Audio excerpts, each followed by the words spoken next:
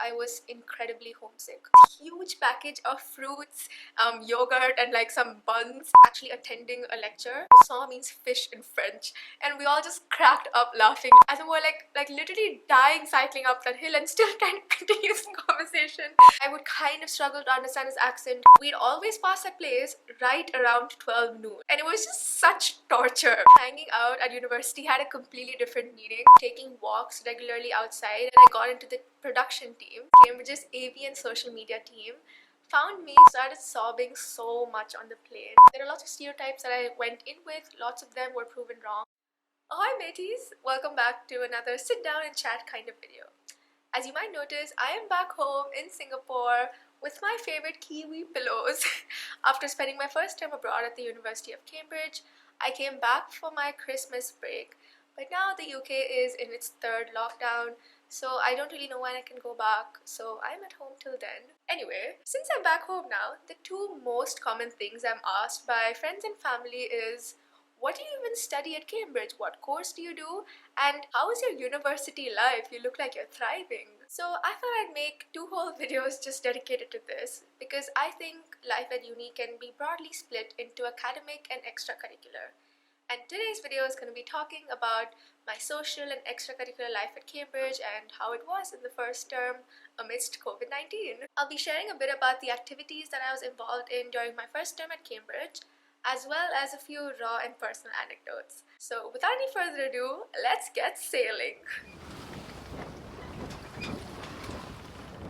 COVID-19 wasn't great for a lot of things, but the number one thing it really wasn't so great for was for socializing and meeting new people. I actually arrived at university about 2 weeks before everyone else, and to be very honest, those first 2 weeks I was incredibly homesick. I was very lucky to have traveled with two other freshers from Singapore, and in those first 2 weeks I would go to the city center almost every day, and we three would just explore Cambridge and kind of be tourists for the whole day, because those were the 2 weeks before term started. In those 2 weeks, we got really close, but the catch is that those other two friends are at different colleges than I am, which means that we all live, eat, socialize, and primarily stay in different buildings the entire time, and it's not that convenient for me to go to their college every single day to go see them. So while I did become close to them, I didn't really know anyone from my own college in those first 2 weeks. One day I was sitting in the kitchen and having my lunch alone, as I would usually do in those first 2 weeks, because nobody else had moved into my corridor. But that one day, a girl walked into the kitchen to fill up her water bottle, and I was shocked because I thought there was nobody else on my corridor. In the brief moments that she was filling up her bottle, we had a quick conversation, and she introduced herself, I introduced myself, and I got to know that she's an international student and she was quarantining right now in the corridor, which explains why I had never seen her before on the corridor. After that conversation, I was so excited because she was the first other fresher I had met, like a brand new fresher from my college, and she was an international student, so I was feeling quite happy that she was on my corridor. Now fast forward to a few days later, I was again sitting in the kitchen, and I kind of realized that some box of muffins that I bought from Sainsbury's the other day were not vegan, and I didn't really want to eat them. But then I felt really bad because I didn't want to waste them either. So I was like in this muffin dilemma thinking, what am I going to do with these box of muffins? And suddenly, a thought just popped into my head, and I was just like, why don't I give this box of muffins to the girl who lives down the corridor that I met the other day? So I wrote a note on a post-it, stuck it on the box of muffins, explaining like why I didn't want these muffins, but I didn't want it to go to waste, and I really hope that she enjoys them, all of that. And I left it right outside her door, hoping that she would see it the next time she comes out to fill up her bottle or use the washroom or anything. The next morning, I opened my door to find this huge package of fruits, yogurt, and like some buns with this really sweet note from her talking about how much she loved those muffins and she just wanted to give something back because she was feeling so happy. We texted on Instagram for a few days, and I told her to let me know if she ever needs anything from the grocery store or if she's craving a certain food that I can get for her. So I actually ended up getting her some soya milk that she really wanted a couple of times, and I kept leaving it outside her door. So this was the first friendship that blossomed. The girl in quarantine and me, her corridor neighbor. A few days later, I saw these two girls moving in, and then that evening I saw them both cooking in the kitchen together. So I went into the kitchen and I introduced myself to whom I thought were freshers, but after that initial introduction I realized that they were actually third-year students, and they were so sweet. One of them was even a vegan bionatsky, which is the same course that I do, and I was beyond thrilled. I'm like, out of all the people, imagine the odds. She spoke to me about her first year, she gave me her advice on a few of the module options that I had to make soon, and just in general, it was a really nice evening. They even took me on this college tour the next day and showing me all the spots that they thought I should know around the college, giving this really cute, like, student commentary along the way, and just in general, they were really, really sweet. When I returned to my room that night, I had this rush of adrenaline because I don't know what it is. Like, it's this kind of sense of nervousness when you meet brand new people at university. Maybe it's because like I was in the same school almost my whole life, so I was really used to knowing everybody. Everybody knew me, and you're familiar with everyone. And suddenly, when you're at uni, like everyone is different, and I don't know. It just felt like an accomplishment. Over the next week, one by one, people started moving into my corridor. And one night, we all gathered in the kitchen, and the two seniors and all of us were just talking about our lives and them talking to us about their college experiences, giving us advice. And it was just such a wholesome evening. And at that point, I realized that I quite liked my household. Everyone was super simple and nice. And I was pretty glad that these are the people I'm going to stay with and see most regularly over the next year. So that was my story of like socializing with my household. In my college, there are 9 other biological natural sciences students, and we're just called Bionatskis for short. So the first time I met all of them in person was during some meeting we had with our director of studies and our tutors, just the beginning of term formality sort of meetings. But the best thing in terms of socializing with them was Girton's arrangement for lectures and supervisions. So because of COVID-19, we didn't have any large lectures in person. So normally, all the Natskis from every single college would go to the same lecture theatre in the city centre, and it would be the lecturer talking to like 200 of us at once in like a huge lecture theatre. But because of COVID-19, all of these lectures had been moved online, which meant that it was all accessible on the portal for us to watch from our rooms. But my college, Girton, did not want us to just sit in our rooms all day and just watching the screen, because they felt like we needed that element of socializing with each other. So they came up with a system where they dedicated one room in the college where we could go and sit in. It had like the chairs with the tables, and it had this projector, so we could go sit in that room and connect our laptops to the projector to watch the online recorded lectures together as Girton Bionatskis. And I began to love this so much. I can't even explain how much this helped us all bond as a group. Our DOS, who is my director of studies, made this lecture screening timetable, so we'd all have to go to that room on time for certain lectures that were going to be screened. That walk from my room to the lecture screening room was literally under 2 minutes, but even just that gave me such a sense of routine and some sense of normalcy, because I'd have to look presentable. The window in the room was always open, so I'd have to dress warm, take whatever I need for the lectures. But overall, just going to that room gave some sort of the feeling of actually attending a lecture, which we all came to like. Some of us would arrive early or stay back to just discuss the current lecture content or some supervision work that we were all assigned or something along those lines. And it was also nice to just react together to the lectures in the room, whether it be laughing together at a certain joke that a lecturer just made, or being collectively confused on like some concept that the lecturer is talking about. We have no idea what that means, or just passing random comments about the lecture or the lecture content or whatever. I still remember there was this one math lecture that we were all sitting and watching, and it was on distributions. And the lecture was going so fast, it was insane. And at the end of that lecture, when we all were just so collectively confused and brain dead, this fellow Bionatsky girl just goes, when she was talking about Poisson distributions, all I could think of for those 10 minutes was that poisson means fish in French. And we all just cracked up laughing, like we couldn't believe how accurate it was. But over the course of the term, COVID cases were rising in our college slightly, and because households were asked to isolate, lesser and lesser people turned up for the lectures in the room. In fact, it came down to a point at which it was just me and this other guy who would come every day to watch the lectures, and then we'd go back.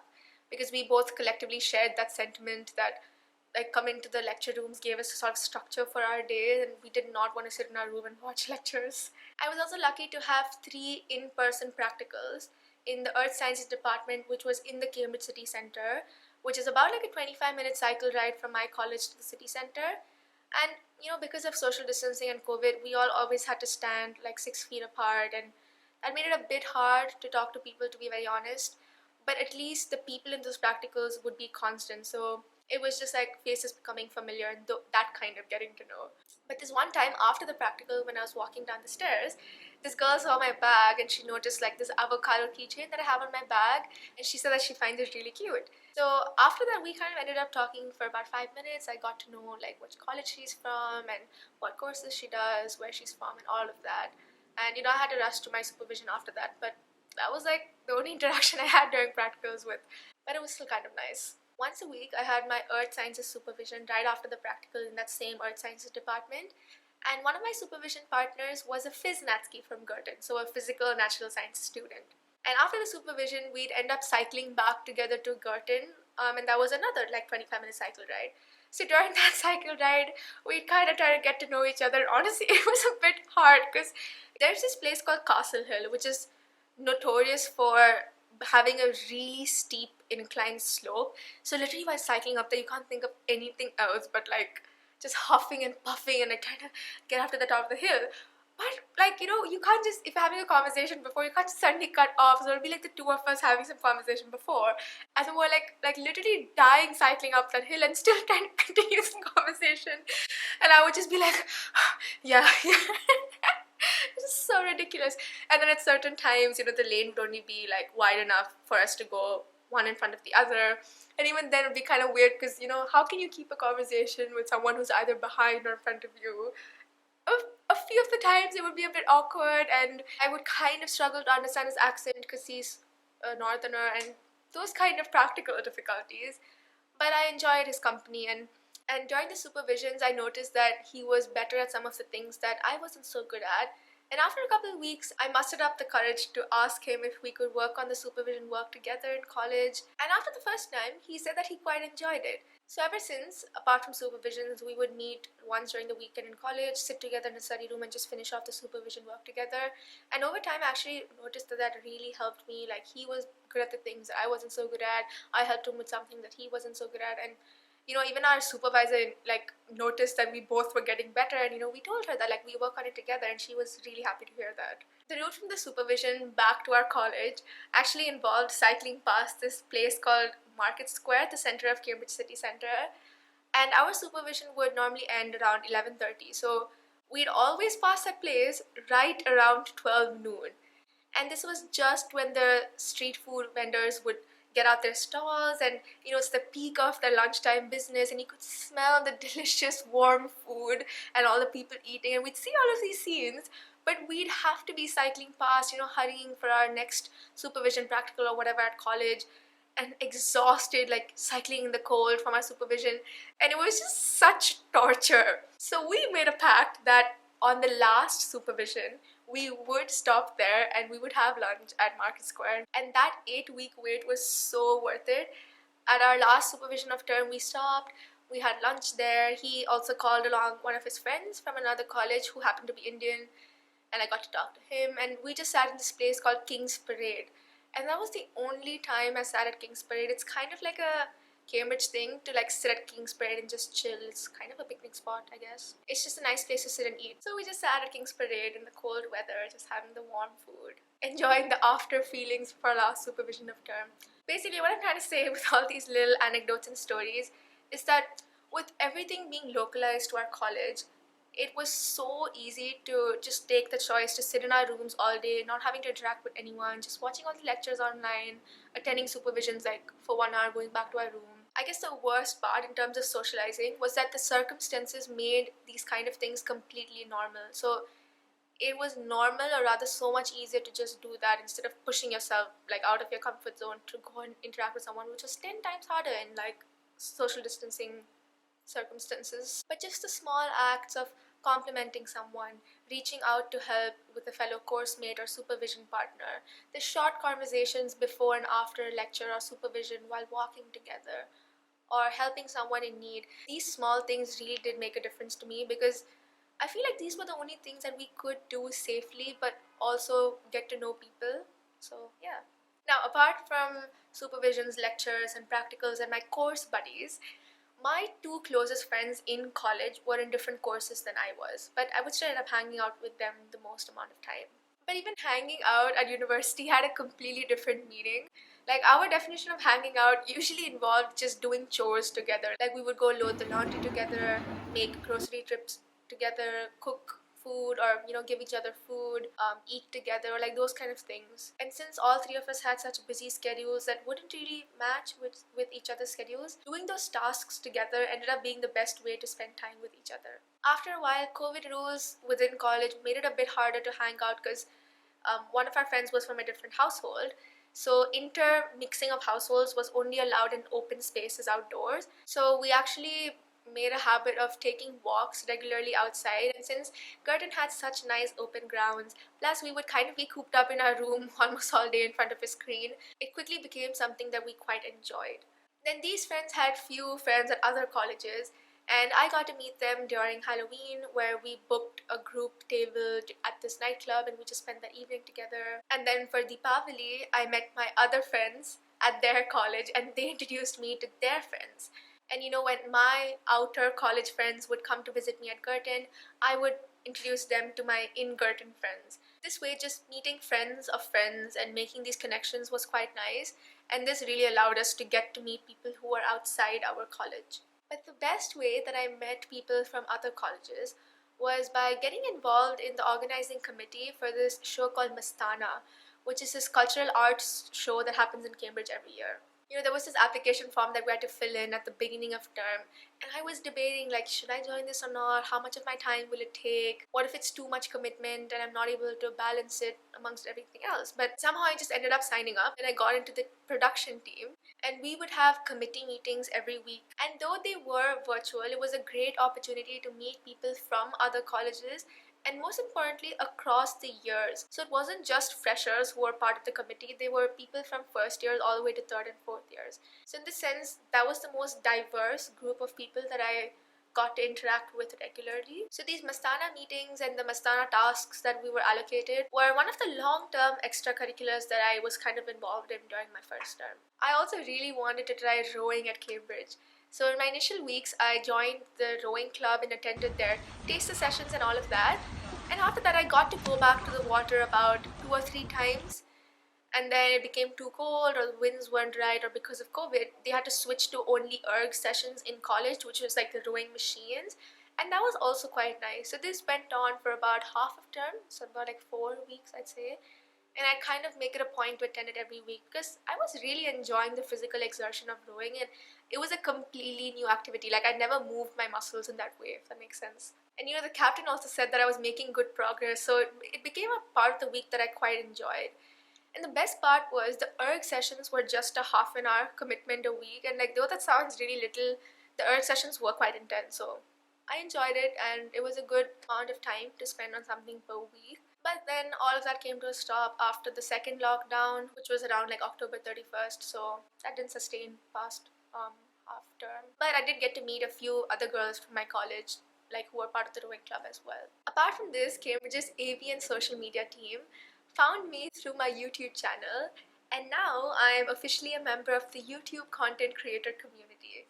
And that's been actually quite exciting. Though we haven't had many either virtual or physical meetings, I'm quite excited, for meeting them in the future and future collabs and all of that, so stay tuned. So all in all, Mastana, being part of the rowing club, and content creating, like for YouTube, were my long-term extracurriculars over my first term. And to be very honest, I think this was the upper limit of what I could have managed to balance in first term with everything else going on the academic side. So I was quite happy having these three things. I wanted to have one creative outlet, which was kind of content creating and Mastana kind of mix. And I wanted to have one main physical aspect, which was rowing. So this kind of satisfied my goals for joining clubs in university, at least for the first term. On my flight back to Singapore, I was doing some reflection on my first term, and I started sobbing so much on the plane.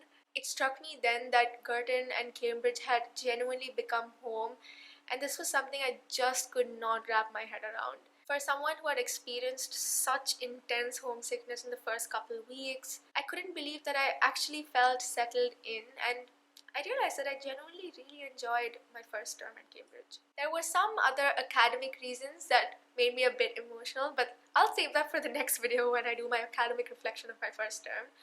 But overall, I was just very, very grateful and honestly a bit proud of myself for being able to reach this stage, because when I left Singapore on that plane, I was not in that state of mind. I was already missing home. I was a bit scared about how uni is going to be, though I was excited. But those first 2 weeks were very, very testing. But also, I think the learning curve is so steep. I got to know myself the best in those initial 2 weeks, and the rest of term were honestly just adding to that. So overall, my first term, I really found myself stepping out of my comfort zones, exploring and just getting to know myself better. Obviously, I didn't go clubbing and partying like crazy, and all those usual images that come to mind when you think of like a thriving life at uni. But I still do feel that I forged some meaningful relationships and did some wholesome activities with people whom I genuinely have come to care about. I'm the kind of person who'd rather have a handful of close friends than hundreds of acquaintances, and I'm really lucky to have found that. So there's one thing I'd like to say with regards to social life at uni. It's that initially things can seem very daunting. Not everyone you meet at university is going to be all pleasant and friendly, and there were so many times where I would miss my friends and family so much back home at Singapore. You get used to a certain type of people from wherever you're from. But I promise you, if you just keep an open mind and just take these little risks here and there, like giving a random stranger some compliment, helping out someone in need, mustering up the courage to ask a seemingly really bright student for help. Just take those risks, because you never know what those tiny things might lead up to. So yeah, this was my social life at uni. And if there's two things I'd like you to take away from this, it's just courage and curiosity can do wonders. So keep exploring and keep getting to know yourself better. And I will see you in my next video, where I will talk more about my academic life at Cambridge, what I thought about the courses at Cambridge, how I like them, the courses that I struggled at. One last thing that I like to say is that a part of the reason I was really nervous to go to Cambridge was because I thought it's going to be filled with nerds and people who just study all day and don't do anything else. And to be fair, half of that is right. Everyone is nerds in the sense that they're crazy smart, crazy bright. I've met one of the brightest people I've met at Cambridge, and it shocks me every single day. But they are also immensely talented in all other fields. So I've met some of the most all-rounded people I've met in my life at university, and I was genuinely shocked because I did not expect that. So that's another thing, like there are lots of stereotypes that I went in with, lots of them were proven wrong, and I'm really glad because that opened my mind and just made me more excited to meet new people. So yeah, thanks for listening. I hope you enjoyed listening to some of these anecdotes. I hope you might relate to them someday, and I hope you learned something from them. So I will see you very soon in my next video. Till then, see you, take care, and I hope you have a good day. Bye!